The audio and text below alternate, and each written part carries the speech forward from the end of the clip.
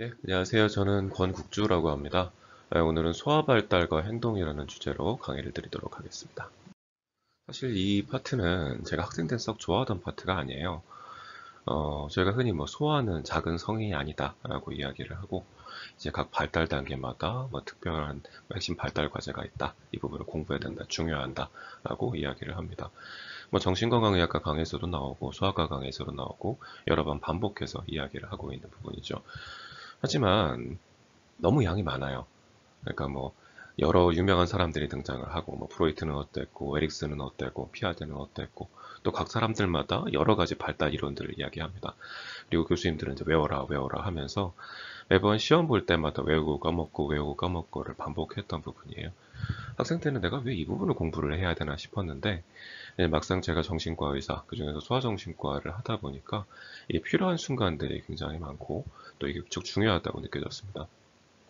예를 들면 어제 병원에 왔던 환자 케이스를 하나 보면 한 3세 된 소아가 이제 어머니가 애를 데리고 병원에 왔어요.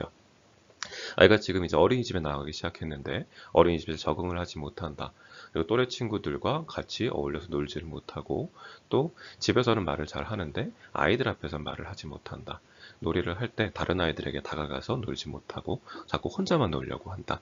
이런 모습들을 얘기하면서 이것이 병인가요 아닌가요 이야기를 합니다. 이럴 때 과연 이 만 3세 때의 정상 발달 과정이 어느 정도인지를 이해하고 있어야 일단 이 아이가 병인지 아닌지 알 수 있겠죠.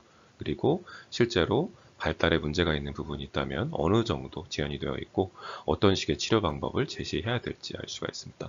그래서 소아과나 뭐 소아 관련된 대부분의 과에서 무척 중요한 파트가 이 부분이 됩니다. 그래서 이 부분에서는 크게 세 가지 학습 목표를 잡았고요. 우선 기본적인 발달 단계 그리고 삶의 주기에 대한 기본 개념을 이해한다는 게 첫 번째고, 두 번째는 발달 단계별로 중요한 핵심 과제가 무엇이 있는지 확인하는 것. 그리고 마지막으로 이 각 발달 과정에서 이루어지는 생물, 사회, 심리적인 이 발달 과정을 이제 의사의 일에 적용할 수 있다가 세 번째 학습 목표가 되겠습니다. 예, 그래서 이번 강의에서는 이제 학습 목표는 이렇게 좀 거창한 이야기가 써 있고, 이제 좀 구체적으로 평가 목표, 시험에 대한 목표는 다음과 같이 잡았습니다. 저희가 강의 슬라이드마다 우측 위 상단에 이제 1, 2, 3으로 표시를 해놨고요. 1이라고 표시한 페이지는 이 부분은 외워두자. 그리고 2라고 표시한 페이지는 내용을 충분히 읽고 이해만 해두자. 그리고 세 번째 3이라고 표시된 부분은 뭐 더 공부하고 싶다면 자세히 읽어보되 뭐 굳이 암기하지 않아도 된다라는 식으로 내용을 구분을 해 놓았습니다. 예, 시작입니다. 발달 단계와 삶의 주기라는 내용이고요. 이제 이번 파트에서는 전체적인 총론을 다룰 겁니다. 예, 발달에 대한 기본적인 원칙은 어떤 것이고, 사람의 삶이 어떤 주기로 이루어져 있는가, 예, 발달에 대한 기본적인 원칙을 말씀드리고요. 예, 뒷부분에서는 이제 각 발달 단계별 특징과 기본적인 발달 과제, 과업에 대해서 말씀을 드리도록 하겠습니다. 예, 강의를 시작해보죠. 아까 말씀드렸던 것처럼 이제 이 오른쪽 위를 보시면 숫자가 써 있죠. 1은 좀 암기하고 넘어가자. 2는 내용을 충분히 읽고 이해하고 넘어가자. 그리고 3은 뭐 시험에 큰 도움은 안 될 거다. 그런 의미입니다. 자, 우리가 이제 발달이라는 말을 굉장히 흔히 써요. 그래서 우리가 뭐 음, 갓난아이로 태어나서 이제 성인으로 발달하는 과정들을 짚어보면 여러 가지 단계, 어떤 발달 단계를 거치게 됩니다. 그리고 흔히 이제 발달이란 말을 일상어로 쓰기 때문에 발달이란 말을 잘 알고 있는 것 같은데, 실제 그렇다면 발달이 뭐냐? 발달이 어떤 의미냐? 라고 물어보면 사실 대답하기가 쉽지 않죠. 저희가 뭐 생물학, 어떤 심리학에서 말하는 발달이라는 개념을 보면 이제 이런 세 가지 목표를 달성하기 위한 어떤 변화 과정을 의미합니다. 그래서 생존에 필요한 어떤 욕구를 만족시키고 어떤 위기에서 벗어나기 위한 기능들, 또 기본적인 자아 정체성을 확립하고 독립된 개체로 성장하기 위한 기능들, 그리고 뭔가 성인기, 노년기에 들어서는 자신 일생 동안 이룬 것을 통합하고 다음 세대로 전승하기 위한 기능들을 의미를 하죠. 사람이 태어날 때는 아주 기본적인 기능만 가지고 태어납니다. 뭐 기본적으로 갓 태어난 아이더라도 숨 쉬는 방법은 알고 아이에게 젖을 주면 빨기 시작하죠. 이런 생체적인 욕구를 충족하기 위한 아주 기본적인 기능만을 가지고 태어났다가 점점점 몸과 이제 뇌의 기능이 발달하고 분화하기 시작하면서 사람은 점차 발달하기 시작합니다. 그리고 어떤 자신 그리고 환경과의 상호작용을 통해서 이런 독립된 개체로 성장하기 위한 기술이 점점 발달하게 되고요. 뭐 이런 것을 이제 발달 단계, 발달이라고 부르는 것이죠. 예, 그래서 이 발달과 비슷한 의미를 가진 단어들을 모아봤습니다. 그래서 여기는 뭐 성장, 뭐 성숙, 발달, 분화, 계층적 대조직화와 통합과 이렇게 5가지로 설명을 하고요. 이미 각각 단어가 어떤 의미를 가지고 있는지 외울 필요는 없습니다. 뭐 텍스트나 아니면 한문마다 사실 이 단어들이 가지고 의미는 조금씩 달라요. 근데 기본적으로 알아야 될 건 우리가 어떤 조직이 단순히 커지는 것을 의미하는 성장이라는 단어가 있고, 또 성숙은 거기에 어떤 기능적 목적성에 더해진 개념이다. 발달은 어떤 사회나 환경에 대한 적응의 개념이 포함이 되어 있다. 분화는 어떤 세포나 개체가 성장함에 있어서 어떤 구조나 기능이 그 목적에 맞게 특수하게 변하는 것. 그리고 마지막으로 통합이란 개념은 이제 각각의 개체가 더해져서, 예를 들면 여러 가지 신경세포 하나하나의 기능보다 어떤 신경세포의 다발이 이루어져서 원래 하나하나의 기능의 합보다 더 크고 어떤 특정한 목적을 가진 개체로 변한 것을 이제 통합이라고 말하는 것이죠. 그래서 방금 말씀드린 단어 5가지, 뭐 그로스부터 인테그레이션까지 단어들의 의미를 설명한 표입니다. 그래서 신경학적으로는 어떤 의미를 가지고 있고, 행동학적으로, 뭐 정신의학에서, 그리고 소셜학에는 어떤 의미를 가지고 있는지 써 있죠. 더 공부할 분들은 표를 자세히 읽어보면 되고, 관심 없는 분은 넘어가면 되겠습니다. 그래서 발달의 원칙에 대해서는 잘 이해하고 있을 필요가 있어요. 그래서 발달이 우리 흔히 생각하는 것처럼 뭐 직선적으로 쭉 발달하는 것이 아니라, 사람의 발달은 기본적으로 어떤 단계를 통해 이루어진다. 그래서 디벨롭먼탈 스테이지가 있다라는 것을 알아둘 필요가 있고, 발달이 예를 들면 1단계가 완성이 안 되는데 2단계, 3단계가 이루어질 리가 없죠. 뭐 우리가 영유아기의 발달 단계가 제대로 이루어지지 않으면 뭐 청소년기, 성인기의 발달이 제대로 이루어질 리가 없습니다. 그래서 전 단계의 과제가 충분히 달성이 되어야 그 다음 단계의 발달이 일어난다는 것을 좀 알아둘 필요가 있고요. 또 우리가 이제 그러니까 사람의 기능, 어떤 심리가 발달한다는 건 기본적으로 뇌의 변화를 수반하거든요. 그래서 우리가 어떤 디벨롭먼탈 스테이지의 변화라는 것은 결국 뇌 자체의 구조적이거나 기능적인 변화를 통해 이루어진다. 이런 특성을 잘 이해하고 있을 필요가 있습니다. 이런 발달이 잘 이루어지지 않을 때는 이 아래 단어들을 설명을 합니다. 그래서 뭐 고착, 일탈, 퇴행 같은 현상이 일어날 수 있고요. 뭐 특정 단계에 머문다, 혹은 일탈이라는 것은 적당한 단계에서 비정상적인 양상으로 넘어간다는 의미이고, 마지막으로 퇴행은 그 전 단계 모습으로 돌아간다는 의미를 가지고 있어요. 사람의 정신은 굉장히 복잡하죠. 우리가 흔히 왜 복잡계라고 이야기를 하는데, 우리가 정신 발달이라고 뭉뚱그려 이야기하지만 거기에는 여러 가지 측면들이 있습니다. 여기 표에 나와 있는 것처럼 뭐 운동 발달, 뭐 인지 발달, 뭐 정서, 사회성, 언어 발달, 여러 측면의 발달이 있죠. 그리고 우리가 아동 발달을 이야기할 때 제일 힘든 부분은 각각마다 다 이론이 달라요. 또 각각 분야에 대해서도 아주 유명한 대가들의 발달 이론만 모아봐도 굉장히 여러 가지 발달 이론이 있습니다. 그러다 보니 외울 건 정말 많고, 이런 정보의 홍수 속에서 학생들은 내가 뭘 외워야 되는가 좀 상당히 고민을 하게 돼 있죠. 제가 이번 시간을 준비해서 가장 중점 맞췄던 거는 지금 예과 학생들 수준에서 꼭 외워야 될 게 무엇인가, 그리고 지금 일단 급하지 않은 건 무엇인가를 구별하는 것을 좀 우선으로 했고요. 여러 가지 발달 이론 중에서 여러분이 좀 이 정도는 외웠으면 좋겠다 싶은 걸 한 2~3가지만 뽑았고, 나머지는 그냥 이해만 하고 넘어지는 수준으로 내용을 준비해 봤습니다. 예, 이 표를 보면 이제 머리가 아프죠. 이 표는 이제 아동 발달에 있어서 이 주기별로 중요한 마일스톤들을 적어 놓은 겁니다. 그러니까 예를 들면 모터, 어댑티브, 랭귀지, 어떤 퍼스널 스킬 관련해서 각각의 그 중요한 기능들, 그러니까 이 시기에는 이런 모습들이 나타나야 된다는 마일스톤들을 표시한 거예요. 사실 이건 여러분이 나중에 의대 시험 볼 때까지 계속해서 나올 겁니다. 같은 내용을 수학과에서도 배우고 또 정신의학에서도 배우고 여러 번 반복해서 배울 거예요. 그리고 시험 볼 때마다 외우고 잊어버리고 반복할 겁니다. 사실 이런 발달을 공부하는 가장 좋은 방법은 이제 아이를 키우는 거거든요. 근데 애를 키워보면, 아, 내가 얘가 1살 때는 어떤 행동을 했었지, 아니 뭐 4주 때는 어떤 행동을 했었지, 뭐 2돌 땐 말을 얼마나 했지, 이런 것들이 다 기억에 나거든요. 그런데 사실 글로만 보면 잘 이해가 안 가요. 그리고 이게 왜 중요한지도 사실 잘 모르죠. 그래서 외우기가 힘듭니다. 하지만 여러분 앞으로 이 표를 여러 번 보게 될 거고요. 계속해서 암기하고 잊어버리고, 암기하고 잊어버리고 하게 될 겁니다. 그래서 이번 시간 여러분께 이 내용을 암기하라고는 하지 않겠습니다. 우선 운동 발달이에요. 여기 지금 이제 운동 발달을 표시하는 간단한 표가 있고요. 이제 오른쪽에서 왼쪽으로 발달을 하는 거죠. 그래서 갓 태어났을 때는 아이가 그냥 뭐 눈만 껌뻑껌뻑하고 입만 빵긋빵긋합니다. 머리도 못 움직여요. 그래서 저희가 왜 아주 갓 태어났을 때, 뭐 저희가 이제 아이를 조리원에서 처음 받아보게 되면 그냥 완전히 그 포로 돌돌돌 싸버리거든요. 아이는 스스로 목도 못 가눠요. 그래서 조금이라도 다치지 않게 하기 위해서 아주 똘똘똘똘 싸가지고 그걸 합니다. 그러다가 아이가 점점점 크게 되면 이제 머리를 조금씩 가누기 시작하고 스스로 뒤집고 이제 기기 시작하고 그리고 혼자서 앉고 일어나고 걷고 뛰는 과정들을 밟게 됩니다. 당연히 이 과정에서 뇌 발달이 이루어져요. 고개를 가누기 위한 신경들, 몸을 움직이기 위한 신경들, 또 일어나서 걷고 뛰기 시작할 때는 균형을 잡고 움직일 수 있게 하는 신경들이 하나하나 발달을 하게 되죠. 그 과정에서 아이들의 운동 발달이 일어나게 됩니다. 다음으로는 언어 발달이에요. 보면 이건 언어 발달 표인데 이것도 복잡하죠. 뭐 이제 언어 이해까지 알 필요는 없겠고 일단 언어 표현에 대해서 좀 알아봅시다. 그래서 보통 저희가 이제 중요한 포인트라고 하는 건 이제 갓 태어나면 이제 의미 있는 단어가 없죠. 그냥 옹알이라고 우리가 표현을 합니다. 그러다가 한 돌 무렵이 되면 이제 첫 단어가 나오기 시작해요.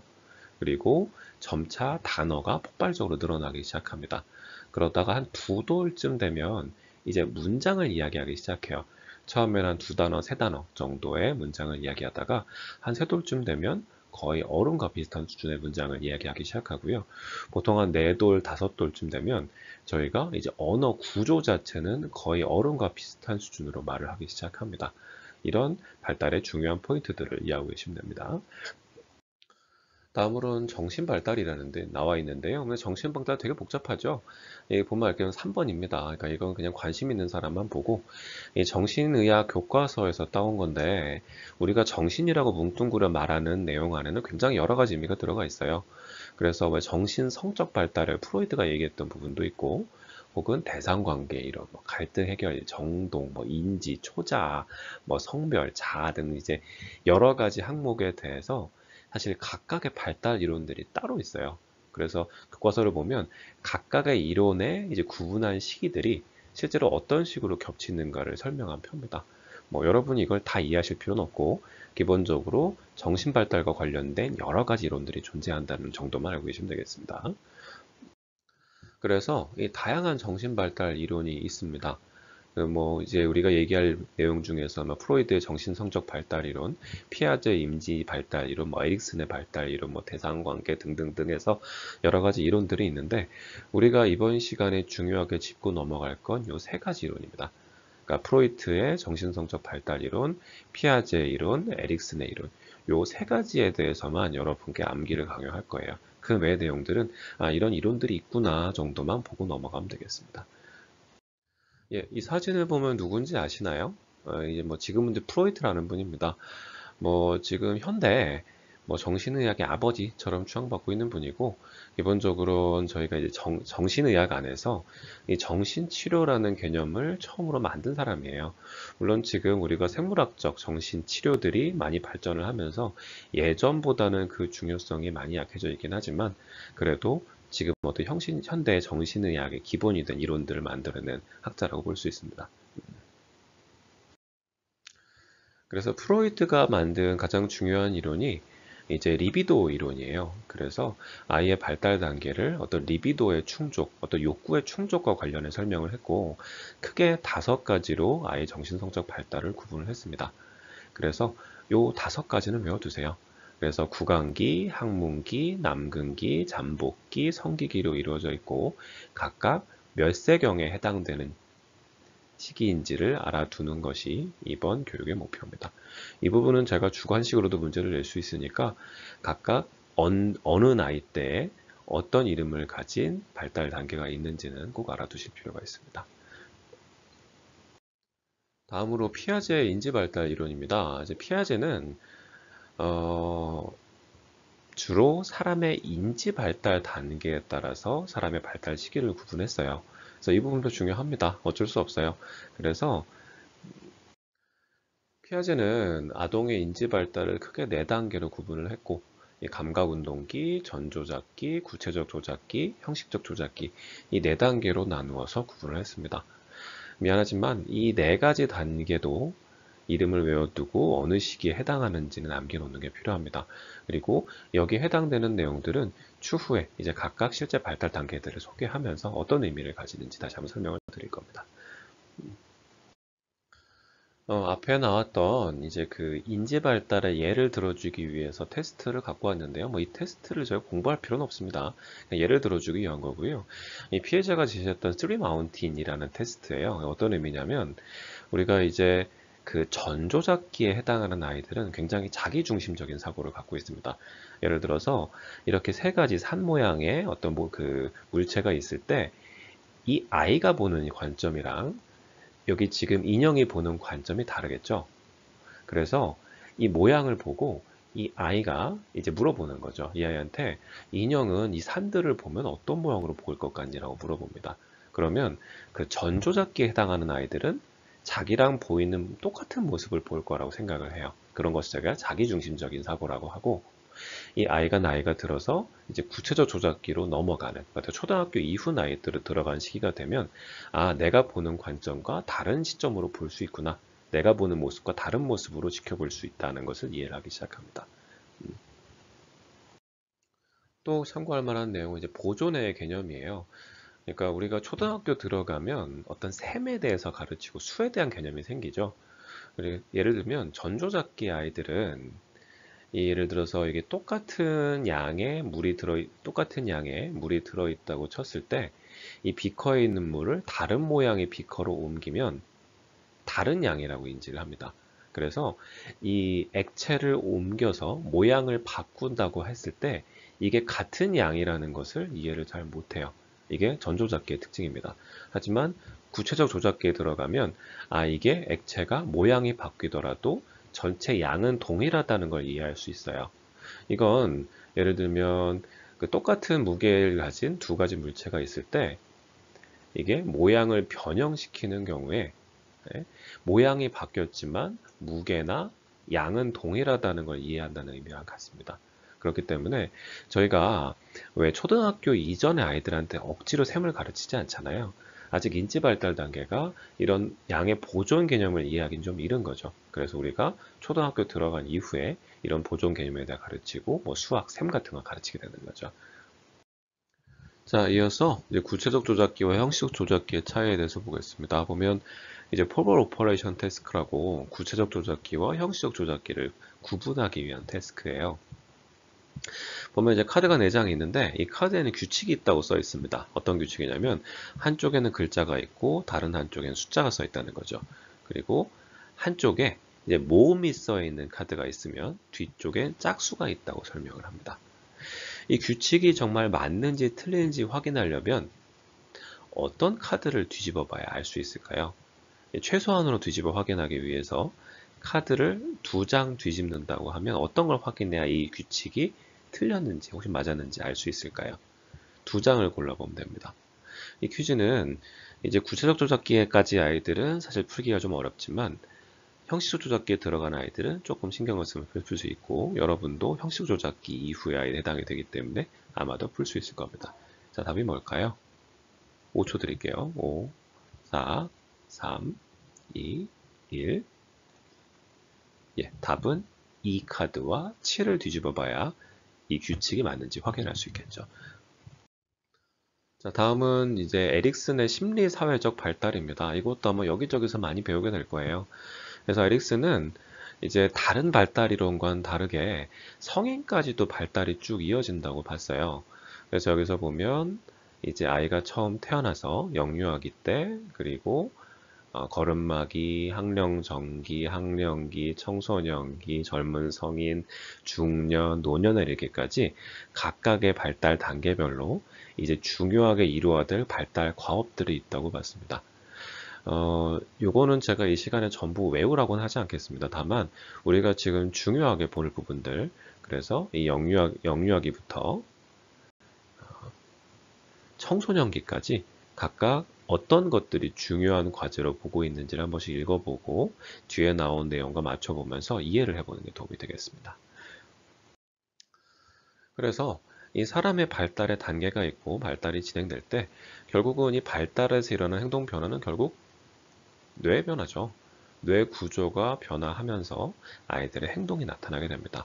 그래서 관련된 연구들이 굉장히 많아요. 예를 들어서 뭐 소셜 스마일이 나오는 시기에 뭐 생후 4개월 때는 뭐 기저혈과 피질 운동경이 발달하더라.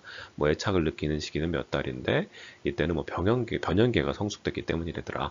또 신체적 공격성이 나타날 때는 뭐 시상하부의 변화가 있고 뭐 성적 욕구 나타날 때는 HPG 엑시스라고 이제 뭐 하이포살라무스부터 피추이터리 고나달 엑시스까지가 변해야 된다 이런 내용들이 있죠. 뭐 이걸 다 외울 필요는 없고요. 결국은 발달 단계의 변화는 뇌 구조의 변화다. 여기까지만 이해하면 되겠습니다. 예, 앞에 이제 나온 이미지입니다. 그래서 결국은 이런 신경세포의 발달이 뇌 발달에 영향을 주고요. 결국은 한 가지 신경세포가 결국 여러 가지 세포로 변하는 이제 분화의 과정을 거친다. 그리고 요거 한 가지만 알고 넘어가면 되겠는데요. 이제 아이가 태어났다가 사실은 처음에는 굉장히 많은 수의 세포를 만들어냅니다. 그래서 필요 이상으로 가지치기를 해서 우리가 이제 성인이 될 때보다 훨씬 더 많은 신경세포를 어렸을 때 가지고요. 결국 성인이 되면서 우리가 주로 사용하는 뇌신경세포들은 살아남고 사용되지 않은 세포들은 사라져요. 결국 그러면서 이게 신경세포가 줄어서 뇌가 퇴화한 거냐 이렇게 볼 수 있는데 실제로 그렇지는 않고 성숙해가는 과정입니다. 세포가 꼭 사용되게 되는 어떤 고속도로들만 남고 이 잔가지들이 사라지는 거예요. 그래서 좀 더 우리 뇌세포가, 그러니까 우리 뇌가 좀 더 효율적이고 빠르게 작동할 수 있게 발달하는 과정입니다.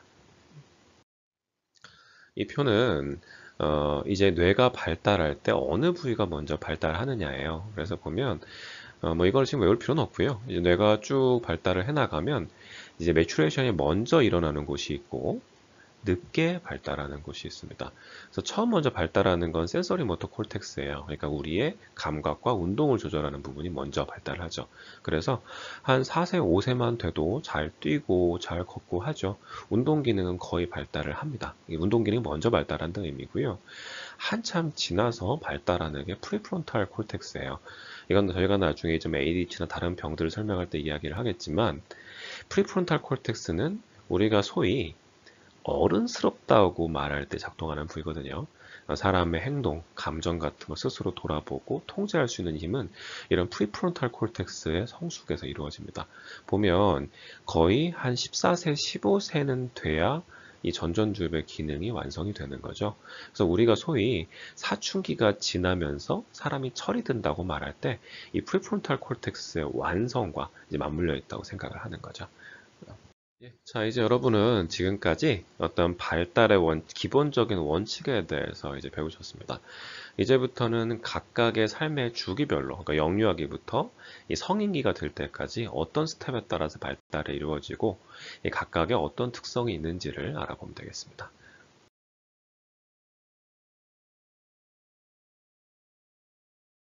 예, 시작은 영유아기죠. 그래서 태어난 후부터 한 생후 18개월까지가 영유아기가 됩니다. 그래서 크게 두 가지 특성을 가지고 있고요. 우리가 이제 어떤 사회성 발달이 시작이 된다, 애착이 이루어진다라는 게 첫 번째고, 또 한 가지는 언어 습득. 그래서 어떤 상징적인 의사소통이 시작되는 것이 영유아기의 가장 큰 특징입니다. 그래서 우리가 앞에 그 기본 원칙에 대해 설명할 때 중요한 이론이 세 가지 있다고 말씀드렸잖아요. 계속 이 세 가지를 언급하면서 스텝들을 진행을 할 겁니다. 그래서 프로이트가 말한 정신성적 발달에서는 구강기에 해당하는 시기이다. 그래서 아이가 어떤 외부 환경을 탐색하기 시작하고 그 중심에 입이 있다라고 설명을 했고요. 피아제가 말하는 감각 운동기가 또 영유아기에 해당을 합니다. 그래서 결국 아이는 어떤 감각, 움직임으로 외부 세계를 탐색하기 시작한다는 의미이고, 또 아이들이 갖게 되는 어떤 감정 중에 아주 우리가 기본 감정이라고 이야기 6가지 감정이 있거든요. 뭐 기쁨, 뭐 잘못 썼네, 기쁨, 슬픔, 놀람, 공포, 뭐 불쾌함, 분노 같은 기본적인 감각이 형성이 되고, 또 이제 이 시기에 가장 중요한 건 아이의 니즈를 계속해서 충족을 시켜주는 거거든요. 그래서 아이가 충분한 영양을 섭취하고 안전할 수 있게 돕고, 또 주양육자가 아이의 어떤 반응에 적절하게 요구에 적절하게 반응하고, 또 충분한 자극을 제공하는 것이 이 아이의 기본적인 발달에 중요하고, 결국은 안정적인 애착을 형성할 수 있게 한다는 게 이 영유아의 가장 중요한 부분입니다. 예, 그래서 이 영유아기의 가장 중요한 발달 과제는 바로 애착이에요. 그래서 이 어태치먼트라고 얘기도 하고, 뭐 베이직 트러스트라고 설명하기도 합니다. 이건 이제 컨레드 러프헤즈라는 분이 임프린팅, 이제 각인이라고 표현을 하죠. 그 실험에 나왔던 사진이 되겠습니다. 예, 여러분 받은 이제 zip 파일을 열면 영상이 몇 개 들어있을 겁니다. 그 중에 이제 임프린팅이라고 되어 있는 파일을 열어보시면 되겠고요. 이제 새가 처음 태어났을 때 처음 본 대상을 어미라고 인식을 한다고 하죠. 그래서 사람도 마찬가지입니다. 초기 애착을 형성한 대상이 사실 평생까지 이어져요. 그래서 이 시기의 애착 유형이 평생 동안 영향을 미친다고 알려져 있습니다. 이런 것을 우리 이제 애착이라고 부르고요. 결국은 어떤 생애 초기에 형성되는 어떤 주 양육자와의 특별한 관계를 우리가 애착이라고 표현을 합니다. 이제 애착의 특징은 아주 생애 초기에 형성이 되고, 이때 형성된 애착 유형이 이제 평생 동안 지속이 되고요. 이걸 바꾸기가 굉장히 어렵습니다. 그래서 이 아이가 성인이 됐을 때, 어떤 사회 구성원이 됐을 때도 어떤 발달의 기초를 이루게 되고, 어떤 정서 조절에도 중요한 영향을 주게 되는 거죠. 그래서 볼비라는 이제 학자가 이 애착에 대해서 뭐 정말 중요한 이론들을 많이 만들었어요. 그래서 우리가 이제 아기들 모습을 뭐 키워본 분들은 알 텐데, 아이가 태어나면 아이는 그냥 엄마라고 써 있지만 실제로 이제 주양육자죠. 아빠가 될 수도 있고 뭐 엄마가 될 수도 있습니다. 어쨌든 간에 엄마 옆에서 항상 즐겁게 놀고, 또 아이가 무서움을 느끼면 어떤 주양육자 앞으로 돌아가죠. 이게 아주 전형적인 애착 행동입니다. 그래서 이런 어렸을 때 애착 형성이 아주 잘 된 사람들은 나중에 커서 성인이 돼서도 다른 사람과의 상호작용을 즐겁고 편안하게 느끼고요. 또 재미있는 점은 이제 이런, 저희가 인터널 워킹 모델이라고 표현을 하는데, 이 어렸을 때 주양육자와 맺었던 애착 유형이 어떤 스스로 안에서 작동한 어떤 모델이, 대인관계의 기본적인 모델이 만들어진다는 거죠. 그래서 이것이 평생의 대인관계에 영향을 미친다고 알려져 있습니다. 뭐 일부 연구자들은 이런 식으로 설명을 해요. 그래서 예를 들면 이런 꽃들이 있고, 어떤 꽃들은 세상에 대해서 오픈이 있으니까 이제 열려 있다. 근데 어떤 꽃들은 어렸을 때부터 마음을 닫고 있는 꽃들이 있는 거죠. 이런 것들 일종의 애착 유형이라고 설명해 볼 수 있어요. 하지만 상식적으로 생각해 봤을 때 열려 있는 게 생존에 유리하거든요. 예를 들면 이렇게 비가 오면 왜 세상에 열려 있어야 햇볕도 받고 물도 마시고 하겠죠. 그래서 성장에는 도움이 됩니다. 하지만 이 세상과 단절되어 있는 꽃은 햇볕도 제대로 받지 못하고 이제 비도 제대로 맞지 못하겠죠. 그래서 실제로 이게 세상과 단절되어 있는 꽃은 결국은 시들어 버리게 되고요. 이게 세상에 대해서 이런 오픈니스를 유지하고 있는 꽃들이 정상적으로 성장을 하게 되는 거죠. 하지만 이런 경우가 있을 수 있어요. 아예 어렸을 때부터 학대를 받았던 아이들을 생각해 보면, 예를 들면 이런 거죠. 이 왼쪽에 있던 해바라기는 실제로 세상에 대해서 오픈니스를 유지하고 있었지만 결국 발에 밟혀서 죽어버리죠. 하지만 세상에 대해서 닫고 있던 꽃, 세상에 대해서 단절되어 있는 꽃들은 최소한 이런 짓밟혀 죽는 것은 피할 수 있어요. 그래서 이 얘기는 다시 말해서 아이가 기본적으로 갖게 되는 애착 유형이라는 것이 아주 어렸을 때 아이가 경험했던 어떤 적응 스킬 아니면 적응 전략이 이제 평생 동안 유지가 되는 것이라고 이해할 수가 있습니다. 그래서 기본적으로 저희가 이제 그 에릭슨이 말한 발달 단계에서 이 시기에 중요한 게 트러스트고 미스트러스트라고 얘기를 하거든요. 어떤 세상에 대해서 믿음을 갖고 있고, 뭐 세상으로 살만하고 사람들은 나를 좋아할 거고, 나는 그래도 괜찮은 사람이야 라고 생각하는 사람이 있고, 뭔가 세상에 대해서 파라노있다고 경계하고 무서워하고 불안해하는 사람들이 있습니다. 이런 기질은 사실 그렇게 쉽게 바뀌지가 않고요. 나중에 성인이 돼서 정신치료를 한다고 해도 굉장히 이게 바뀌는데 시간이 오래 걸리고 영영 바뀌지 않은 사람들이 더 많습니다. 그래서 어떤 연구자들은 이제 애착의 단계가 있다고 설명을 했고요. 뭐 이러이런 단계들이 있다고 얘기를 합니다. 뭐 이 단계들을 다 이해할 필요는 없겠고요. 하지만 뭐 이런 것들이 애착 행동이라는 건 상식적으로 알고 있으면 좋겠죠. 그래서 아이와 주양육자가 서로 쳐다보고 위안한다는 얘기는 아이고 우리 애기 힘들었어, 우리 애기 속상했어 라고 하면서 아이가 느끼는 감정을 부드럽게 안아주는 행동들. 그리고 아이가 왜 놀고자 하는 자극이 있으면 엄마가 아이에게 일단 장난을 치면서 놀이 자극을 주기도 하고요. 또 아이가 받는 표정들을 엄마가 캐치하고 아이고 우리 애기가 슬프구나, 우리 애가 힘들구나 라고 이해해주고 짚어주고, 또 엄마와 아니 혹은 아빠와 아이 간의 감정의 교환이 일어나는 것들, 이런 것들이 아주 전형적인 애착 행동이 됩니다. 그리고 이제 점점 애착이 발달하고 아이 인지 기능, 뇌가 발달하면서 여러 가지 형태의 애착 양상들이 보이거든요. 그래서 아마 어린아이 보신 분들 알 텐데 한 돌에서 한 세 돌쯤 되면 소셜 스마일이 보여요. 엄마를 빤히 보다가 씩 웃죠. 그럼 엄마들이 녹아요. 이런 것들을 제가 소셜 스마일이라고 표현을 하고, 또 본격적으로 주행자 친밀감 형성이 이루어진 시기가 되면 이제 그 어떤 친밀의 질이 주양육자와 타인 간에 이제 구분이 되기 시작합니다. 그래서 저희가 한 7에서 9개월이 되면 스트레인지 앵자이티, 그러니까 낯선 사람이 오면 무서워지는, 울고 막 무서워하는 현상이 벌어지게 되고, 우리 낯가림이라고 하죠. 그리고 10에서 18개월 때가 되면 세퍼레이션 앵자이티가 엄마와 떨어지는 걸 굉장히 무서워하고 우는 모습들이 보이게 됩니다. 이런 것들을 이제 애착의 단계라고 설명할 수 있죠. 그래서 애착의 유형을 이제 이런 식으로 구분을 합니다. 물론 이거 이제 애착 유형 나눈 학자들마다 좀 다른데, 크게 봤을 때는 시큐어한 애착과 그렇지 않은 애착들로 나눈다고 이해를 하면 되겠습니다. 이게 이제 용어들마다 조금 다른데요. 크게 이해를 하는 방식은 자신에 대한 개념이 긍정적이냐, 부정적이냐. 왼쪽으로 갈수록 자신에 대한 긍정적으로 보는 거고, 오른쪽으로 갈수록 자신에 대해 부정적인 거죠. 그리고 위로 가면 갈수록 타인에 대해서 긍정적이고, 아래쪽으로 갈수록 타인에 대해서 부정적인 개념을 갖고 있다고 봅니다. 그래서 우리가 안정적인 애착을 형성한다는 얘기는 뭐 나도 괜찮고, 뭐 다른 사람들도 괜찮고, 세상은 살만하고 좋은 관계는 좋은 거야 라고 생각하는 거죠. 이럴 때 우리는 자신에게도 편안하고 다른 사람과 교류하는 걸 편안한 느낌이라고 얘기하죠. 이런 걸 이제 시큐어 어태치먼트, 안정적인 애착 관계를 맺고 있다고 이야기를 하고요. 반대로 자신에 대한 이미지는 굉장히 안 좋은데 타인에 대한 이미지는 괜찮은 경우가 있어요. 이런 걸 프리어큐파이드, 앵셔스 어태치먼트라고 얘기를 하고요. 굉장히 의존적이거나 불안정합니다. 그래서 어, 굉장히 앰비벌런트, 그 양가 감정을 가지고 싶다고 설명을 해요.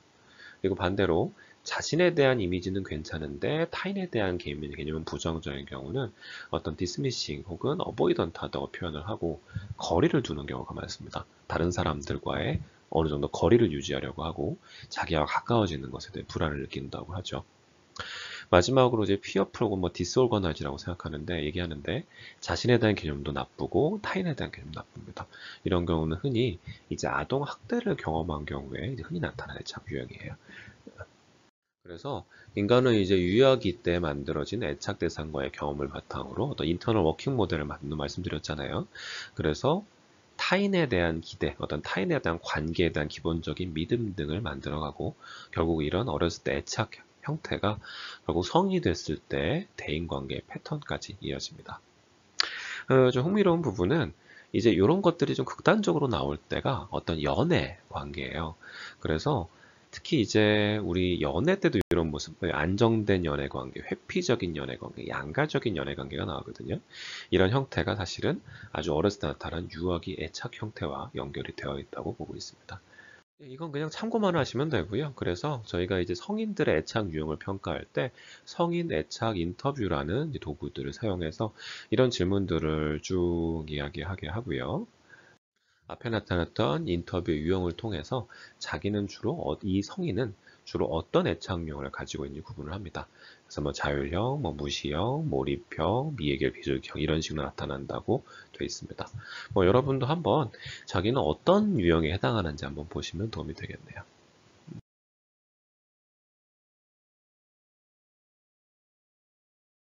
다음으로는 토들러, 그러니까 걸음마입니다. 이 시기는 대표적으로 한 18개월 전부터 한 3살 무렵까지 이어지고요. 아래와 같은 세 가지 특징을 가지고 있습니다. 어떤 상징을 이해하는 인지 능력이 발달하고, 언어가 폭발적으로 늘어나고, 어떤 기본적인 추론 능력의 씨앗이 만들어지기 시작합니다. 이제 언어가 폭발적으로 늘어나요. 실제로 이제 아이를 요 나이 때 키워보면 몇 달 전 지금 모습이 정말 많이 다르고요. 말이 정말로 빠르게 늘어납니다. 그래서 한 돌 무렵 때 이제 첫 단어가 나온다고 말씀드렸죠. 그 이후에 이제 돌 반쯤 되면 한 50, 100단어 정도를 쓰고 한 두세 단어의 초기 문장들을 만들기 시작합니다. 그러다가 두 돌쯤 되면 이제 간단한 지시를 이해하기 시작해요. 또 이때는 이제 걸어 다닐 수 있기 때문에 뭐 가서 뭐 가져와 정도의 지시를 이해할 수가 있습니다. 그러다가 세 돌이 지나면 정말 단어 쓰는 숫자가 늘어나고요. 이 시기가 되면 사실 문장이 나와야 됩니다. 저희가 이제 그 소아정신과에 아이들이 왔을 때 그 언어 지원 오는데 상당히 많거든요. 저희가 물어보게 되는 게 얘가 지금 언제 첫 단어를 이야기 시작했고 문장으로 이야기 시작했나 꼭 확인해요. 이 전까지는 정상적으로 언어 발달이 느린 애들이 있을 수 있기 때문에 뭐 두 돌 때 아직 문장을 얘기 못해요. 뭐 그럴 수 있습니다. 다른 인지 기능이 괜찮으면 좀 기다려 봐요. 그런데 세 돌이 넘어갔는데도 문장을 말하지 못한다? 이때는 심각한 언어 지연이 있다고 의심을 하고 그때는 꼭 정확한 평가를 받고 필요한 언어 치료를 받도록 이야기를 합니다. 그리고 단순히 어떤 단어 수만 늘어나는 게 아니고요. 어떤 의도나 맥락, 어떤 컨텍스트를 이해하는 능력이 형성되면서 이제 상호작용의 틀이 본격적으로 만들어지기 시작하는 시기가 이제 걸음막이라고 볼 수 있습니다. 예, 걸음마기 초기에 나타나는 중요한 현상 중에 하나가 이제 조인트 어텐션이라는 현상입니다. 지금 보내드린 집 파일 열어보면 조인트 어텐션이라는 동영상이 있어요. 이제 이건 주로 이제 치료사들을 위해서 만든 영상이다 보니 그렇긴 한데, 이 조인트 어텐션이라는 거는 이제 예를 들면 여기 엄마가 있고 아이가 있다고 하면 같은 물체 혹은 같은 주제에 공동의 관심을 보인다는 의미입니다. 뭐 예를 들어서 엄마가 보통 이 조인트 어텐션이 발달을 하면 옆에서 엄마 혹은 아빠가 관심을 갖는데 아이도 관심을 갖기 시작해요. 다시 말해 엄마가 쳐다보는데 아이도 시선을 주게 됩니다. 예를 들어서 엄마가 저게 뭐지 저게 뭐지 저거 지금 저 시계인가 라고 보게 되면 애가 자연스럽게 그 시선을 따라가서 시계를 보고요. 다음에 엄마를 다시 한번 보죠. 왜? 약간 이런 표정으로 이런 것들을 우리가 조인트 어텐션이라고 표현을 하죠. 아주 기본적인 사회성의 시작이라고 볼 수 있고요. 이게 저희가 이제 중요하게 보는 이유 중에 하나가 자폐 아이들이 조인트 어텐션이 잘 나오지 않아요. 보통 아이들 같은 경우는 한 18개월에서 24개월 안에는 거의 대부분 이 조인트 어텐션이 형성이 되고 처음에는 엄마에게 막 가리키고 막 주의를 집중시켜야 따라서 보던 것들이 좀 더 발달하기 시작하면 엄마가 그냥 쓱 쳐다보는 것만 해도 아이가 시선이 따라가게 되죠. 이런 것들이 조인트 어텐션 발달인데 이 자폐 아이들은 이런 조인트 어텐션이 잘 나타나지 않습니다. 그래서 저희가 이 아이가 치료실에서 자폐인지 아닌지 판단을 할 때 이 조인트 어텐션이 잘 일어나는지 또 이 조인트 어텐션이 나타나더라도 그 질이 충분한지를 꼭 따져보게 됩니다. 예, 이제 걸음막에 나타난 일반적인 특징들을 말씀드릴 겁니다. 아까 말씀드린 프로이드의 정신성적 발달에는 학문기, 그리고 남근기 초기까지를 포함하게 되고요. 심리사회적 발달, 그러니까 어떤 에릭슨의 발달 이론에서는 어떤 자율성과 수치심, 뭐 의심, 요 단계에 해당이 되고, 또 인지발달성으로 치면 전조잡기의 초기거든요. 그래서 굉장히 논리적이지 않고 자기중심적인 시기이지만 약간의 논리 체계가 만들어지기 시작합니다. 그리고 이때부터는 우리가 동화를 이해할 수 있거든요.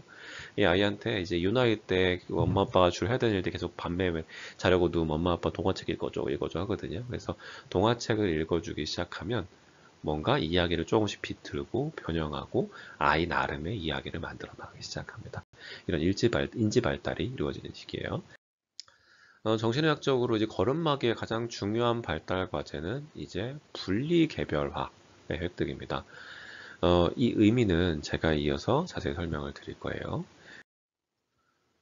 예, 여기 이제 그 마가렛 말러라는 이 대상관계 이론에서 굉장히 중요한 사람인데 여러분께는 그게 중요하지 않죠. 하지만 이제 separation individuation의 개념은 이해를 할 필요가 있습니다. 그래서 마가렛 말러는 이제 아이를 계속해서 관찰했던 사람이에요. 그래서 아이와 엄마와의 관계를 지켜보면서 아주 초기 발달 단계의 아이 인지가 어떤 식으로 발달했는가를 아주 자세히 관찰을 했어요. 그래서 아이의 발달 단계를 이 사람은 이런 식으로 구분을 했습니다. 그래서 보면 처음에 어티스틱하고 뭐 심바이오틱한 시기라고 돼 있어요. 그러니까 이때는 사실은 아이와 엄마가 거의, 그러니까 아이와 주 양육자가 거의 한 덩입니다. 그냥 타인이라고 구분하지도 않고 그냥 아주 한 덩이처럼 인지를 해요. 그러다가 조금씩 엄마와 아이가 분리가 되기 시작합니다. 그래서 한 5개월에서 10개월쯤 되면 조금씩 분리가 이루어지기 시작하고 한 10개월에서 16개월 정도가 되면 적극적으로 아이가 이제 외부 세계로 탐험을 나가기 시작합니다. 그러다가 한 16에서 24개월을 저희가 라프로치망 피어러드라고 하는데 굉장히 그 양가 감정적인, 그러니까 나가고 싶어하는 욕구와 엄마에게 돌아가고 싶은 욕구가 혼재되어 있는 시기라고 설명을 해요.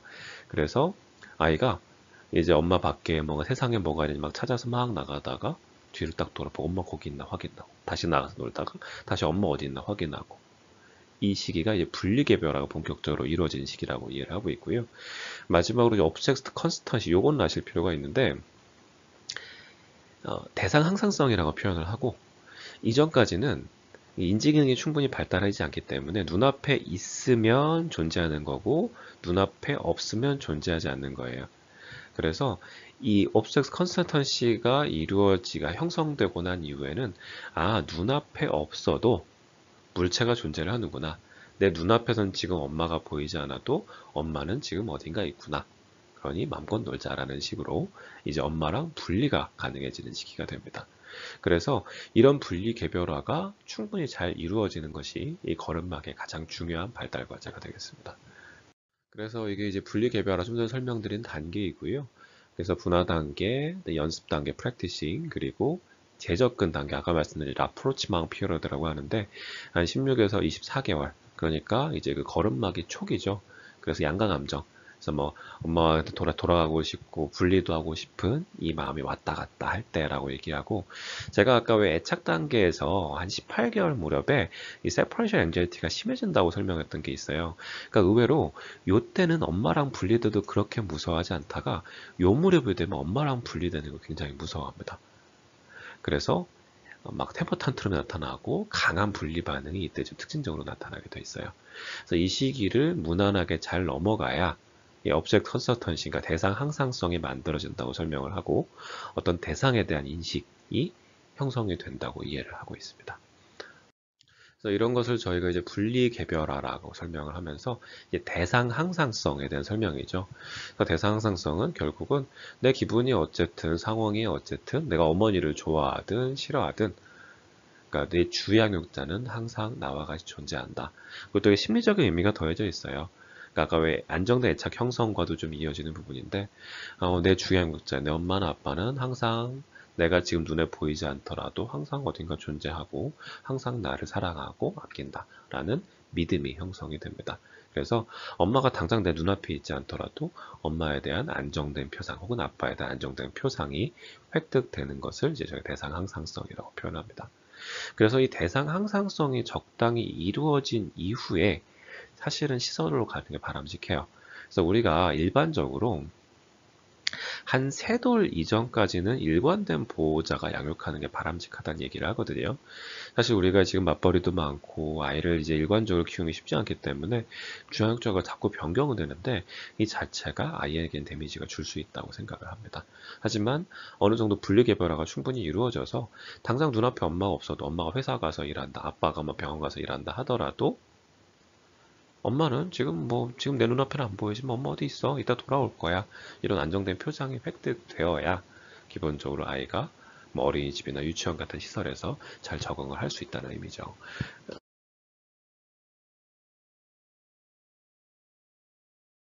이어서 말씀드릴 시기는 이제 초기 아동기입니다. 한 3세에서 5세까지. 그러니까 보통 한 우리나라로 치면 유치원 다닐 나이가 이제 이때 포함이 되죠. 그래서 그 전까지는 주로 이제 아이가 접하는 대상이 부모였다면 이제 아이가 경험하는 세계가 그 부모 외에 사람들까지 확장되는 시기가 초기 아동기 혹은 학령 전기라고 표현합니다. 그러니까 학교 들어가기 전 나이란 얘기죠. 보통 우리나라는 이 시기에 이제 보육기관, 교육기관, 그러니까 어린이집이나 유치원에 다니기 시작하고 특히 이제 또래와의 관계가 이제 시작하는 시기입니다.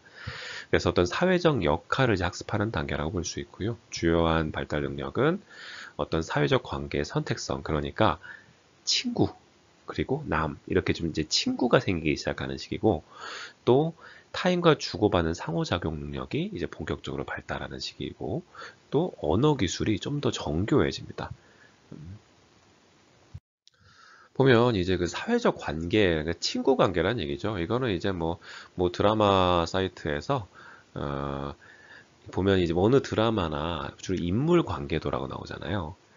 그러니까 우리가 이제 친구라고 이야기를 해도 어린애들이 말하는 친구와 어른들이 말하는 친구 의미가 좀 달라요. 하지만 이제 이때부터 아, 세상에는 나랑 친한 사람들이 있구나. 친밀한 관계가 있구나. 부모나 뭐 이제 아주 가족들 이외에도 아, 나랑 친한 존재들이 있구나라는 것을 이해하기 시작하고 어떤 이제 관계의 범위, 어떤 개념에 대해서 이야기를 하기 시작하죠. 그래서 이 시기는 이제 인지기능이 발달하면서 어떤 또래와의 이제 놀이를 통해서 뭐 협력, 뭐 관계에 대한 관심이 늘어나고요. 놀이가 무척 중요해집니다. 특히 그리고 이제 역할 놀이가 시작되고 상상 놀이가 시작돼서 놀이와 현실을 구분할 수 있게 돼요. 그리고 그 전까지는 어떤 단편적인 놀이였다면 이제 놀이의 스토리텔링, 어떤 흐름이 있는 이야기가 만들어지고 또 혼자 노는 놀이가 아니라 어떤 주고받는 놀이, 상호적인 놀이가 가능해지기 시작합니다. 그리고 이 놀이를 통해서 본인이 갖고 있는 어떤 내적 경험을 놀이 안에서 재현하고 감정을 드러내고 소망, 걱정, 불안을 표현하도록 되죠. 그래서 저희가 보통 왜 아이들이 정서에 대한 치료를 할 때 놀이 치료라는 걸 하거든요. 놀이 치료를 시행할 때는 이 놀이 상황에서 이제 애랑 노는 거예요. 애랑 놀면 이 놀이 상황을 통해서 아이가 갖고 있는 감정, 내적 경험들을 놀이에 투사해서 놀이에서 재현하거든요. 이런 상황을 보면서 아이가 어떤 감정을 갖고 있는지를 우리가 이해하게 되고 또 아이가 갖고 있는 부정적인 정서를 그 안에서 표현해서 좀 해결할 수 있도록 도와주게 됩니다. 그리고 이 초기 아동기는 언어가 굉장히 빠르게 발달하고요. 형식적으로는 거의 언어가 완성되는 시기예요. 한 4돌쯤 된 아이랑 한번 얘기해 보시면 아는데 거의 어른처럼 이야기를 합니다. 물론 이제 단어 숫자는 어른만큼 많이 알진 않지만 단어 폭이 좀 좁은 것만 빼면 거의 뭐 문장 구조, 화용법, 뭐 맥락에 맞는 말, 의문 같은 것들은 거의 완벽하게 완성이 됩니다. 사실 그래서 왜 우리 언어 학습에 크리티컬 피리어드가 있다는 얘기를 많이 하거든요. 예를 들어서 왜 우리가 네이티브 텅이라는 게 완성되는 시기이기도 하고 어떤 단순한 단어 증가, 뭐 이해 능력이 그치는 게 아니라 어떤 화용 능력이 급격하게 발달하는 시기입니다. 그래서 어떤 뭐 시제라든지 아니면 뭐 형용사, 부사, 대명사 같은 것들, 뭐 존댓말, 반말 같은 것들, 뭐 의문 이런 식의 언어 허용법이 발달하기 시작해요. 그래서 학령전기의 가장 중요한 발달 과제는 놀이입니다. 놀이가 여러 가지 역할을 한다고 알려져 있고요. 어떤 아이가 갖고 있는 감정, 생각, 욕구를 표현할 수 있게 하고 뭐 긴장, 좌절, 뭐 이런 여러 가지 역할들을 합니다. 그래서 중요한 건 놀이 자체가 뭐 단순히 논다는 것 이외에 굉장히 중요한 역할을 하고 있어요. 그래서 아이가 어떤 또래의 관계를 맺고 사회성 발달을 하는데 핵심적인 역할을 하는 게 바로 놀이입니다. 그래서 왜 이 시기에 많은 뭐 어린이집 학습이나 뭐 유치원 다니는 시기잖아요. 그런데 이제 우리가 왜 교육 철학적으로 이 시기는 많이 놀려야 된다고 이야기를 해요. 왜 우리나라에서 사실 뭐 우리나라 특성이긴 하지만 영유라고 하면서 이 시기 때 학습을 강조하는 시설로 보내는 경우들이 많이 있거든요.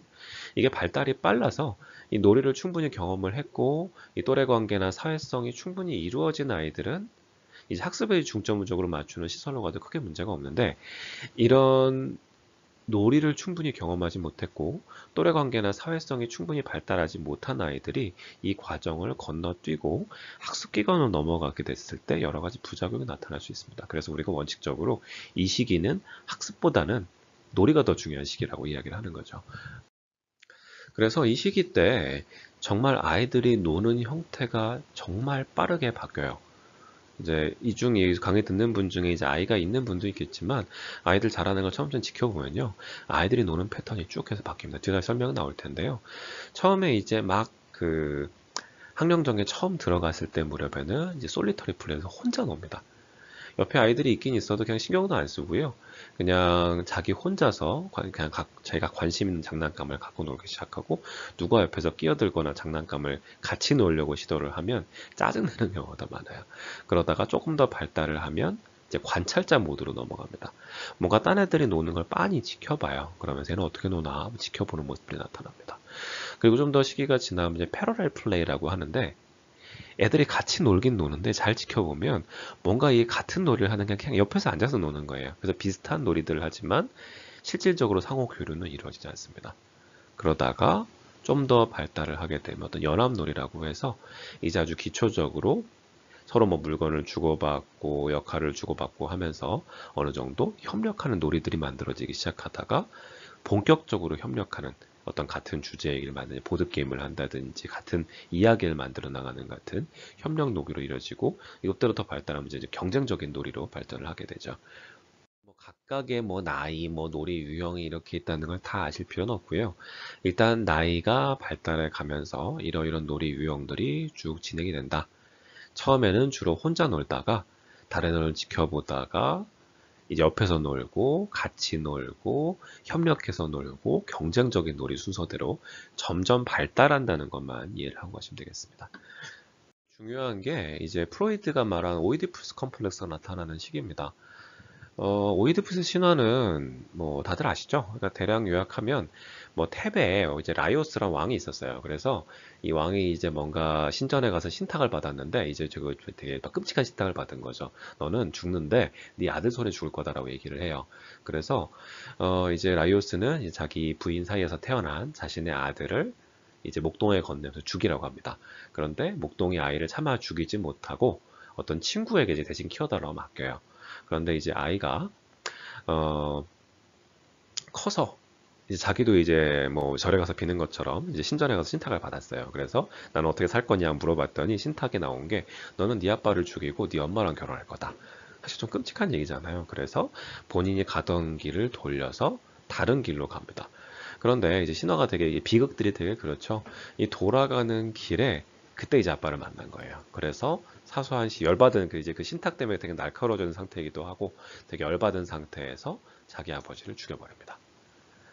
그리고 어, 그리고 이제 오이디푸스가 이제 여행을 떠나는데 여행을 갔다가 이제 뭐 스핑크스의 수수께끼를 풀어요. 그래서 결국은 아버지가 통치하던 테베의 왕이 됩니다. 그리고 그 당시에는 이제 여건이 그렇게 높지 않았던 시기이기 때문에 무슨 왜 삼국지에도 그런 얘기 나오잖아요. 이제 무슨 뭐 장군이 어떤 뭐 뭐 지역을 차지한 다음에 그 왜 무슨 누구의 부인을 차지했다 뭐 이런 얘기 나오죠. 그냥 비슷하게 테베의 왕이 되면서 자신의 어머니, 그러니까 그 전 여왕과 결혼해서 자녀를 두죠.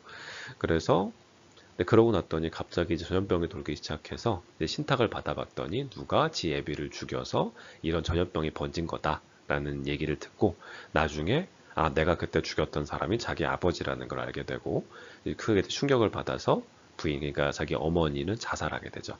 그래서 또 오이디푸스 역시 자신의 눈을 찔러가지고 이제 장님이 됐다라는 이야기가 오이디푸스 컴플렉스입니다. 저도 그냥 기억나는 대로 얘기했기 때문에 이게 내용이 정확하진 않을 수 있어서 한번 찾아보세요. 근데 어쨌든 이 이야기에서는 이제 상징이라고 저희가 이해를 해요.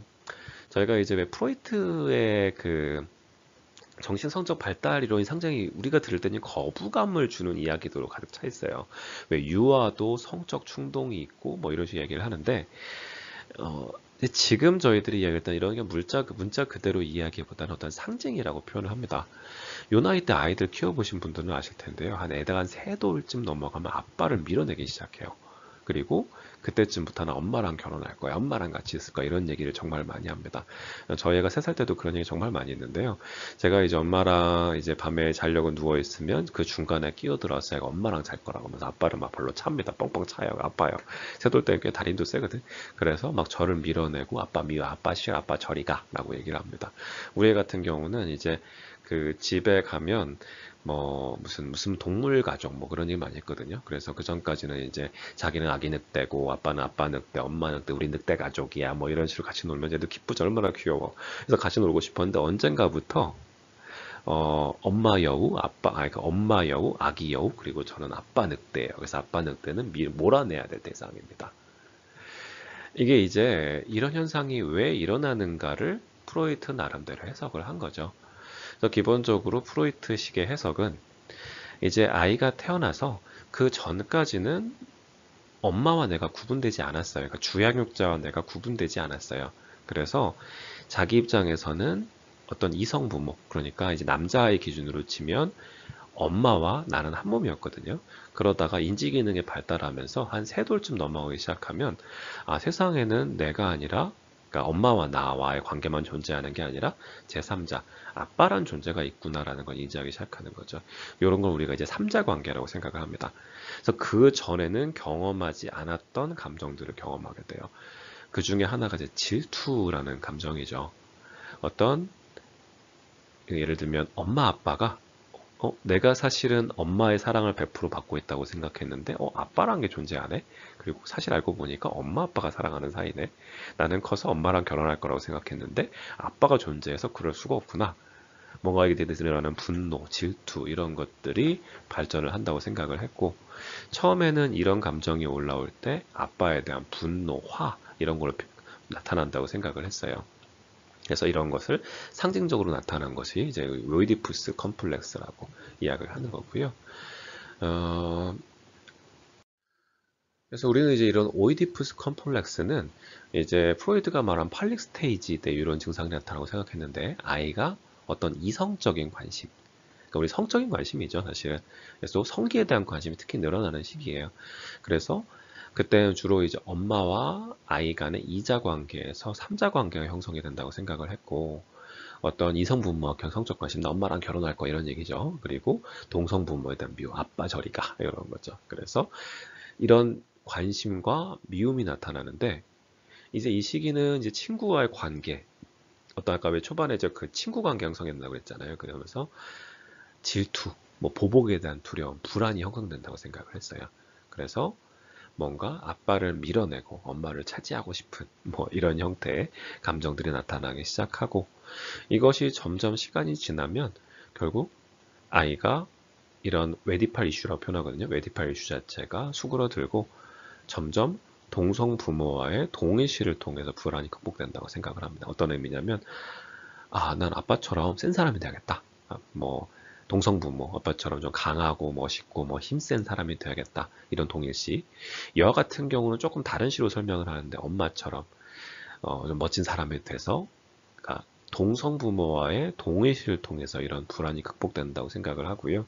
다만 이런 프로이트의 이론은 지금 보면 약간 성차별적인 이론들이 좀 있어요. 그래서 이런 부분은 조금 환자들을 설명할 때도 좀 조심스럽게 설명하게 됩니다.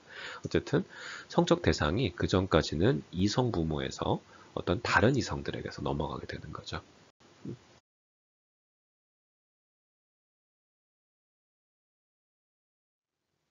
예, 다음은 학령기입니다. 학령기는 이제 말 그대로 초등학교 때를 말하고요. 그래서 인지 추론 능력이 발달하고 새로운 지식이나 지식을 얻게 되고 뭐 규칙, 질서, 법, 자기 통제 등 그리고 이제 또래 관계가 훨씬 성숙하고 다면적으로 발달하게 됩니다. 이때는 이제 피아제가 이야기했던 구체적 조작기 시기예요. 앞에서 제가 말씀을 드렸죠. 그래서 구체적 조작기의 특징들이 이렇고 이 부분은 이해하고 넘어갈 필요가 있습니다. 그래서 어떤 현재 존재하는 물체들, 그러니까 만질 수 있고 볼 수 있는 구체적인 물체들을 조작할 수 있고 이해할 수 있는 시기가 구체적 조작기입니다. 그래서 구체적 대상에 대해 논리적 추론이 가능해지고요. 어떤 기본적인 수, 연산, 그리고 물질, 부피 등에 대한 보존 개념이 생기고 가역성에 대한 이해가 생깁니다. 그리고 기억, 학습의 체계가 발달하는 세계예요. 그래서 학교를 갈 수가 있게 된 나이고요. 이때부터 이렇게 학습기관, 초등학교에 다니기 시작하죠. 그리고 집단 생활에 적응이 주 이슈가 됩니다. 그래서 학령기의 가장 중요한 발달 관계는 사실은 또래 관계고, 또래 관계 중에서도 동성 간의 또래 관계가 굉장히 중요한 역할을 합니다. 예, 또래 관련된 영상은 지파일 안에 그 해리포터 영상에 들어있어요. 해리포터 영상 한번 보십시오. 여기서 이 또래 관계의 특징이 굉장히 잘 설명이 돼 있어요. 이 해리포터라는 소설 자체가 히트한 이유, 해리포터 영화로 전 세계 히트를 한 이유가 이 시기, 이제 학령기 때 또래 관계에 대한 이슈들을 정말 잘 그리고 있거든요. 그리고 이제 우리는 더 이상 이때 나이가 아니더라도 이때를 잘 묘사한 영화나 소설들을 보면 그때 감성들이 되살아나죠. 여기 보면 지금 이제 기숙사 반 배정을 하는 내용들이 나와 있어요. 근데 거기 보면 이제 그 해리포터가 이제 모자를 쓰고 뭔가 이 아이의 평가가 나오죠. 그러면서 또래에서 인정받는 게 이 나이 때 얼마나 중요한지를 이 영상이 잘 설명을 하고 있습니다. 그래서 이 시기의 또래 관계는 사실 대부분 동성 친구와의 관계예요. 물론 이성과 친한 아이들도 있긴 있지만 보통은 이제 남녀 역할이 좀 구체적으로 정해지기 시작하고요. 주로 동성 친구와의 관계가 중요해지기 시작합니다. 그래서 흔히들 왜 남자애들이 이때 여자애들을 괴롭히고 뭐 반대의 경우들이 나타나죠. 그러면서 뭔가 어떤 성간 대결의 양상이 나타나기 시작합니다. 그리고 또 이때 또래 간의 적절한 관계, 인정 등을 경험하는 것들이 이 아이의 자존감, 유능감 발달에 굉장히 중요한 역할을 하고요. 이해, 뭐 충직함, 상호 공감, 뭐 신뢰 같은 감정들이 결국 이 아이의 자존감, 유능감 발달에 영향을 주는 거죠. 그리고 친구 개념도 점점점 진화합니다. 그래서 아주 저희 초등학교 저학년 애들한테 친구가 어떤 거야 물어볼 때랑 초등학교 고학년 애들한테 친구랑 어떤 거니 물어볼 때 하는 얘기가 달라요. 그래서 처음에는 너 친구가 뭐 하는 걸까? 옆에서 같이 노는 애 같은 반의 정도로 이야기를 하거든요. 그래서 초등학교 1학년 애들한테 너 친구 몇 명이냐 물어보면 아, 나 30명 친구야라고 얘기해요. 같은 반 애들은 다 친구인 거죠. 이게 정상입니다. 그러다가 점점 친구와의 관계가 점점 발전하기 시작하고 처음엔 단순히 옆에서 같이 지내는 같은 반 아이들 정도 개념에서 점점 나를 인정해주고 나를 개성을 존중하고 지지하는 관계까지 친구의 개념이 좀 발달하기 시작하죠. 그리고 이 시기부터 이제 집단 따돌림 문제가 나타나기 시작합니다. 유치원 때는 거의 없거든요. 근데 초등학교 들어간 이후에 집단 따돌림 문제가 나타나고 피해자들이 나오기 시작하죠. 그래서 이 시기 때 나타나는 여러 가지 발달 단계 중에 또래 관계의 질이 굉장히 중요해요. 그래서 이 나이 때 다른 반 아이들과 뭐 다른 친구들과 사이좋게 지내는가가 결국은 이 아이가 성인이 됐을 때 정신건강 혹은 적응 수준을 가장 잘 예측하는 지표입니다. 그래서 또래 관계를 잘 못 맺는 아이들은 성인이 됐을 때 적응 혹은 친구 관계 혹은 뭐 다른 여러 가지 정신질환 문제가 나타날 가장 중요한 리스크 팩터로 보고 있습니다. 그래서 이런 부분들 문제 생기는 거죠. 뭐 다른 아이들한테 미움을 받거나 혹은 공격적이거나 친밀한 관계를 안정적으로 유지하지 못하거나 그러니까 어떤 애들 보면 나 친구 많아요 하는데 친구 한 두세 달 만나 헤어지고 계속 바뀌는 애들도 있거든요. 이것도 문제가 있습니다. 그리고 또래 문화 안에서 적절하게 자기 영역을 만들지 못하는 아이들 이런 경우들을 다 친구 관계에 문제가 있다고 설명을 합니다.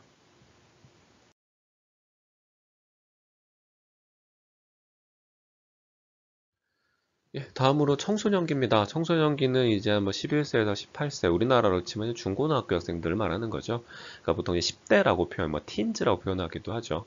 그래서 이때는 결국은 뭔가 신체적, 뭐, 이게 급격하게 변하는 시기예요. 그래서 그 전까지 어떤 어린이와 성인의 한 중간 정도, 그래서 성인으로서 독립을 준비하는 시기라고 하고, 사실 전통적으로 우리가 청소년기를 한 11에서 18세 중고등학생 정도로 얘기했는데, 요새는 점점 이 발달이 좀 느려지는 거 아닌가 하는 얘기도 있어요. 그래서 한 대학생 나이까지는 청소년기로 봐야 되지 않는가. 그러니까 여러분들 청소년이라고 봐야 되는가? 아니면 초기 성인기라고 보아야 되는가라는 논란이 좀 있습니다. 그래서 실제로 대학생들까지는 소아청소년 그 정신의학과를 오는 경우들이 많이 있어요. 크게 두 가지 형태의 생물학적 변화가 일어나고 한 가지는 어떤 성호르몬의 변화, 그리고 또 한 가지는 대뇌의 변화, 그 중에 특히 이제 신경세포의 프루닝, 코르티컬 띠닝이라고 하거든요. 그러니까 신경세포가 자주 쓰는 세포 위주로 이제 재편성되는 시기가 이때 본격적으로 일어납니다. 요거는 이제 그로스 펄트를 나타낸 표예요. 그러니까 발달이, 그러니까 성장이 이제 아주 출생 초기 때 급격하게 성장을 하다가 성장 속도가 막 느려지죠. 그러다가 이 시기에 확 뛰는 시기가 있습니다. 요때가 바로 사춘기죠. 그래서 신체적으로 2차 스퍼트가 일어나는 시기, 그리고 2차 성징이 일어나는 시기죠. 그래서 키도 몸무게도 급격하게 증가하고 이 몸이 변하다 보면 셀프 이미지도 급격하게 변합니다. 그러면서 아이가 갖고 있는 유능감, 자존감과 공격성이 급성장하게 되고 이때 이제 부모와의 갈등 그리고 어떤 공격적인 경쟁적인 놀이가 나타나게 됩니다. 요건 이제 코르티컬 티닝에 대해서 나타낸 표예요. 보시면 아시겠지만 어, 저희가 이제 그 파란색으로 진하게 표시한 부분들이 여기 있죠. 이런 식으로 이제 매추레이션이 일어난 단계입니다. 그래서 보면 요 그림을 보는 게 편하겠네요. 이게 앞부분이 사실 전전두엽을 표시한 건데 다른 부분들이 먼저 이제 매추레이션이 일어나고 사실 제일 마지막에 이제 전전두엽의 매추레이션이 일어나거든요. 그래서 다른 발달은 먼저 일어났는데 전전두엽의 발달은 진행 중입니다. 이게 어떤 의미냐면 우리가 감정을 나타내고 표현하는 부분들은 먼저 발달을 하고요. 이 감정이나 행동을 조절할 수 있는 부분은 좀 더 뒤에 발달을 합니다. 본인의 충동이나 욕구, 감정 등을 끌어오르기 시작하는데 이런 부분들을 적절히 제어하고 통제하는 기능은 아직 완성되지 않은 시기예요. 그래서 이때를 우리가 뭐 질풍노도의 시기 이런 식으로 표현을 하죠. 그래서 어떤 위험한 행동, 어떤 실험적 행동을 쉽게 하고 또 뭔가 활동들은 늘어나고 공격적인 행동, 뭐 좀 위험할 수 있는 행동들을 나타내지만 이런 것들을 조절할 수 있는 힘은 아직 부족한 시기가 청소년기입니다. 그리고 피아제의 이제 인지발달 이론에서는 이제 formal operational period라고 표현을 하고 이제 아래와 같은 특징들이 나타납니다. 주로 이제 개념적인 이해가 가능해진다는 거고요.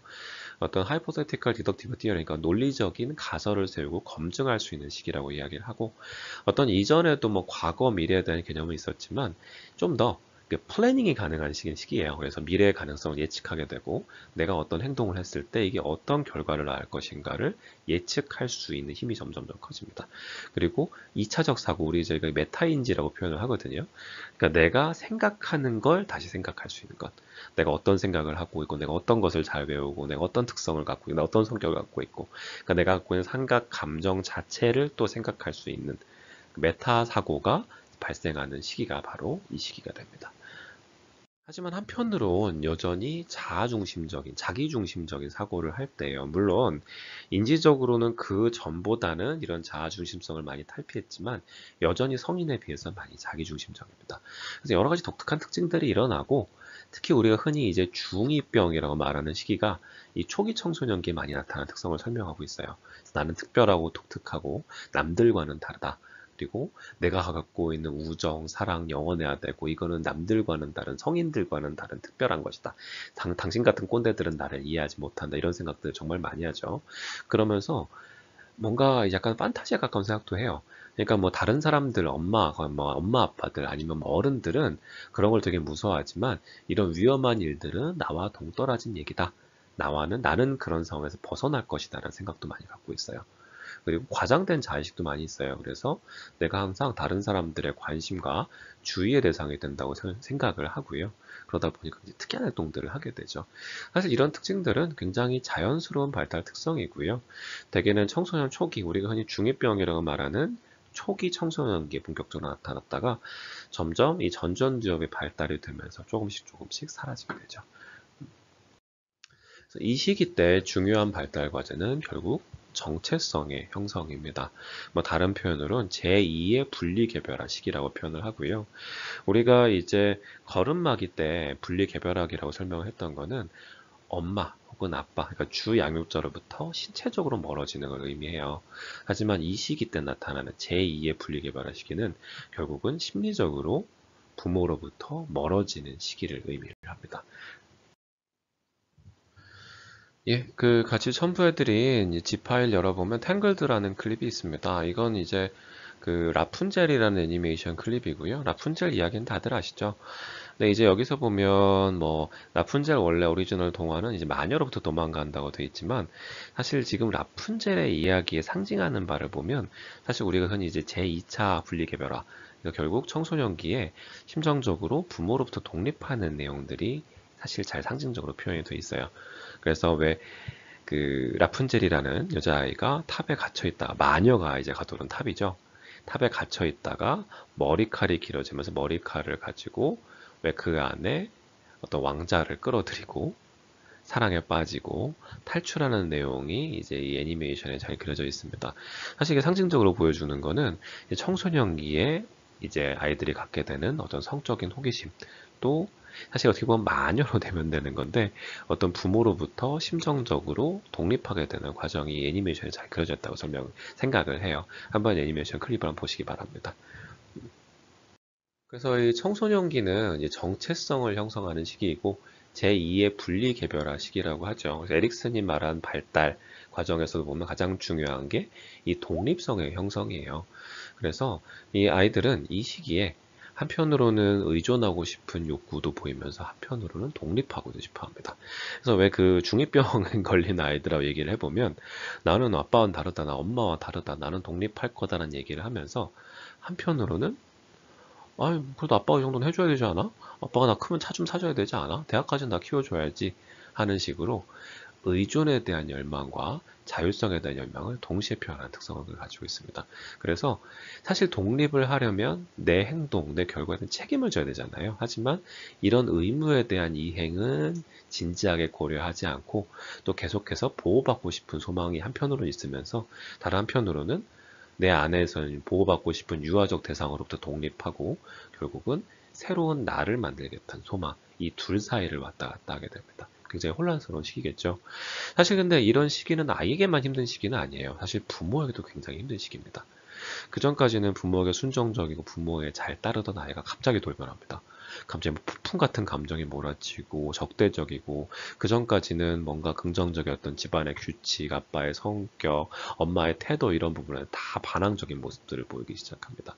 그래서 부모 역시도 이 아이의 독립과 관련된 심리적인 갈등이 있게 되고요. 특히 이제 왜 부부관계에 문제가 있거나 아니면 부모가 정신적인 어려움이 있거나 빈둥지 증후군이라 설명하기도 하죠.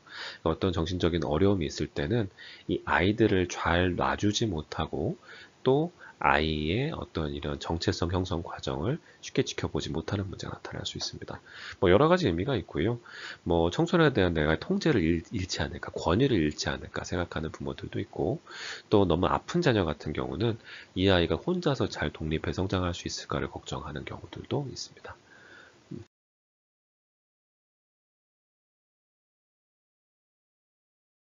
예, 마지막으로 이제 성인기예요. 뭐 성인은 그냥 간단하게 보겠습니다.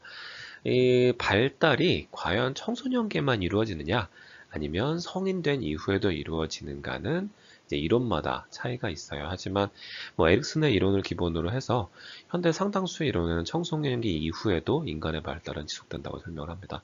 일반적으로 초기 성인기, 중기, 노년기로 구분을 하면서 각 단계마다 나름의 발달 과제가 있는 거죠. 초기 성인기는 보통 이제 우리가 20, 30대를 이야기를 해요. 그래서 이때 중요한 이슈는 인티머시, 가 친밀에 대한 이슈입니다. 뭐 친밀은 뭐 이러이러한 의미라고 얘기를 하는데요. 우리 쉽게 표현했을 때 20대, 30대 중요한 이슈가 뭡니까? 뭐 평생 갈 친구? 아니면 사실 그것보다 더 중요한 건 여자친구에 집착하죠. 남자애들 같은 경우. 그러니까 이성 친구 아니면 우리가 평생을 같이 할 친밀할 대상, 결혼, 이런 친밀감에 관련된 이슈가 정말 정말 중요한 시기예요. 그래서 20, 30대에는 이런 정말 정체성이 충분히 형성된 이후에 앞으로 나와 평생을 같이 할 정말 중요한 사람을 만나고 싶고 그 관계를 맺고 싶어 하는데 20, 30대를 상당 부분 소모합니다. 그러다가 40대, 50대가 되기 시작하면 변화예요. 생산성이 더 중요한 시기가 됩니다. 그래서 왜 우리가 저희 그 학생들이 이제 20대 대부분 20대죠. 그러니까 그 어른들이 얘기하다 보면 연애 별거 없다. 뭐 이런 얘기 하잖아요. 생산적인 활동이 훨씬 더 중요하다. 아니면 저희가 왜 좀 더 어렸을 때 이제 결혼을 선택할 때 있어서도 20대, 30대인 사람들이 어떤 낭만적인 사랑, 애착, 친밀감을 더 중시한다면 왜 40대, 50대 하면 그것보다 다 나이 많은 어르신들은 아니 그거 젊을 때 한때다. 성인이 되면 돈이 더 중요하고 뭐 직업이 더 중요하고 현실적인 부분이 더 중요하다고 이야기를 하죠. 이 발달 단계가 달라서 벌어진 현상이기도 합니다. 그래서 뭔가 생산성 그리고 걔한테는 침체를 해준다고 설명을 하고 기본적으로는 어떤 자기의 생산 능력, 그러니까 인생이 안정되고 성숙하고 어떤 자기가 프로덕티브 활동을 하기 시작하고 또 자기 세대를 넘어서 자기 후계자를 만들어내는 시기라고 설명을 해요. 예, 마지막으로 노년기 발달 과제는 이제 원숙 또는 절망, 혹은 인테그레이션을 하려다는 거죠. 그래서 뭔가 자신의 인생을 돌아보고 어떤 통합을 하려고 하고, 그래서 어르신들과 얘기하면 통합에 대한 얘기 정말 많이 하세요. 그리고 뭐 그동안 바랐던 인생들에 대해서 받아들이고 용서하고 어떤 그 속에서 어떤 의미, 그러니까 자신의 인생의 의미를 찾으려고 활동들을 많이 하게 됩니다. 자, 온라인 강의가 집중해서 듣기 힘들 텐데 이제 끝까지 잘 오셨습니다. 지금 제가 마지막으로 이 강의, 이 2시간짜리 강의에서 평가 목표를 마지막으로 다시 얘기 드리면, 왜 아까 강의 슬라이드 항상 위쪽에 1, 2, 3 써 있었죠? 그래서 뭐 3은 사실 학생 수준의 시험으로 낼 만한 문제는 아니라고 생각하고, 다만 내용의 흐름을 좀 이해하는 데 도움을 주고자 예시로 집어넣는 것들이고요. 이 3으로 표시된 것들은 그냥 가볍게 보고 또 공부할 때는 이 페이지 지워버려도 상관없습니다. 다만 이제 2로 표시한 부분들은 그래도 내용을 이해하고 여기 나오는 내용이 객관식 보기로 들어갔을 때 이게 맞는지 틀리는 정도는 이해할 수 있어야 된다라고 목표를 잡았고, 1로 표시한 곳들은 여기 나온 내용들을 주관식으로 냈을 때 적을 수 있어야 된다 수준까지는 공부를 하실 필요가 있습니다. 하여튼 여기까지 강의 듣는 날 고생 많이 하셨고요. 다른 강의 다시 한번 보겠습니다. 고생하셨어요.